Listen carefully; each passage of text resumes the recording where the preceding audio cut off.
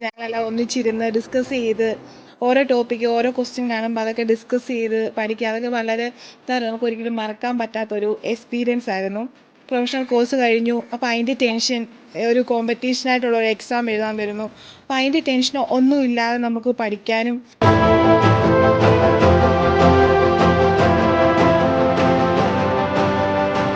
എൻ്റെ പേര് സോനു എന്നാണ്.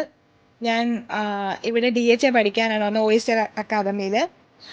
എന്താ പറയുക, എനിക്ക് ഭയങ്കര ഹാപ്പി എക്സ്പീരിയൻസ് ആണ് എനിക്ക് ഇവിടുന്ന് കിട്ടിയിട്ടുള്ളത്. പല നാട്ടിൽ നിന്നുള്ള ആൾക്കാർ, നമുക്ക് കാശ്മീരിൽ നിന്ന് വരെയുള്ള ഫ്രണ്ട്സ് ഉണ്ടായിരുന്നു ഞങ്ങൾക്ക്. ഞങ്ങളെല്ലാം ഒന്നിച്ചിരുന്ന് ഡിസ്കസ് ചെയ്ത് ഓരോ ടോപ്പിക്ക് ഓരോ ക്വസ്റ്റ്യൻ കാണുമ്പോൾ അതൊക്കെ ഡിസ്കസ് ചെയ്ത് പഠിക്കുക. അതൊക്കെ വളരെ നമുക്ക് ഒരിക്കലും മറക്കാൻ പറ്റാത്തൊരു എക്സ്പീരിയൻസ് ആയിരുന്നു.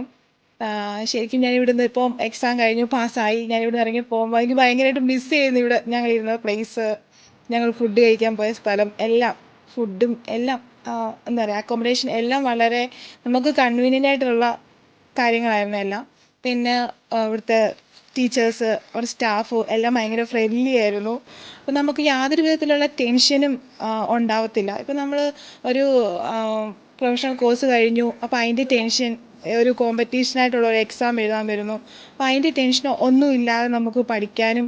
എൻ്റെ ജീവിതത്തിൽ ആദ്യമായിട്ട് ഒരു ടെൻഷൻ ഇല്ലാതെ പോയൊരു എക്സാം എഴുതുന്നത് തന്നെ.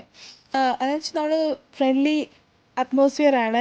പിന്നെ നമുക്ക് പഠിക്കാൻ പറ്റിയത് എൻജോയ് ചെയ്ത് പഠിക്കാൻ പറ്റുന്ന ഒരു ഫീലാണ് ഇവിടെ. കാരണം ടീച്ചേഴ്സായാലും ഓരോ സ്റ്റാഫ്സ്, സാറ് എല്ലാവരും ഭയങ്കര ഫ്രണ്ട്ലിയാണ്. നമുക്ക് ഭയങ്കര മോട്ടിവേറ്റഡ് ആണ്. ഇത്രയും ടെൻഷൻ ഫ്രീ ആയിട്ട് ഞാനൊരു എക്സാം എഴുതിയിട്ടേ ഇല്ല. അപ്പം അങ്ങനെ കുറേ എക്സ്പീരിയൻസ് ഉണ്ട് എനിക്കിവിടെ. ഭയങ്കരമായിട്ട് ഞാൻ മിസ് ചെയ്യും ഇവിടുന്ന് പോകുമ്പം. നിങ്ങളൊരു ടീമായിരുന്നല്ലേ? ഒരു ടീമായിട്ടായിരുന്നു.